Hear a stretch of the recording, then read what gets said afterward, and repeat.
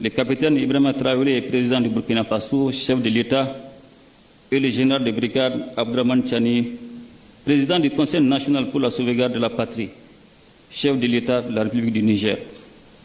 Nous avons mutualisé nos efforts en matière de défense et de sécurité dans le cadre de l'Alliance des États du Sahel en septembre 2023.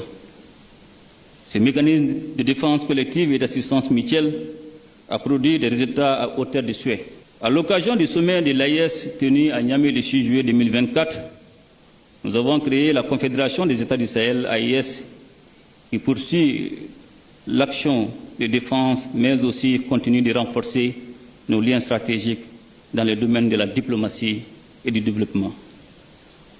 Les acquis obtenus dans le domaine de la libre circulation et du développement harmonieux de notre espace commun depuis la mise en place de la Confédération AES, que j'ai l'honneur de présider pour le mandat inaugural, nous encouragent à œuvrer pour la satisfaction des attentes des populations du Sahel.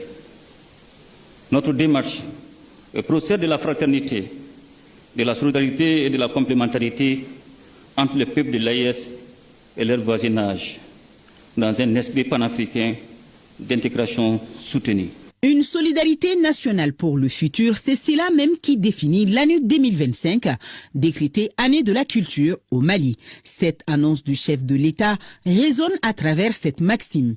Connais-toi, toi-même, tu connaîtras l'univers et les dieux. Cet appel à recourir à nos valeurs pour leur promotion et leur valorisation est un signal fort des autorités pour renforcer notre malianité.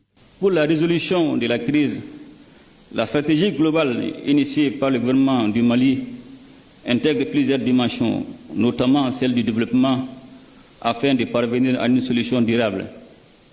Une des solutions à la situation de notre pays passe par la valorisation de la culture malienne, une culture riche et variée qui embrasse nos coutumes, nos traditions et nos valeurs de paix, de sécurité, de cohésion nationale et en même temps une culture qui rapproche les peuples.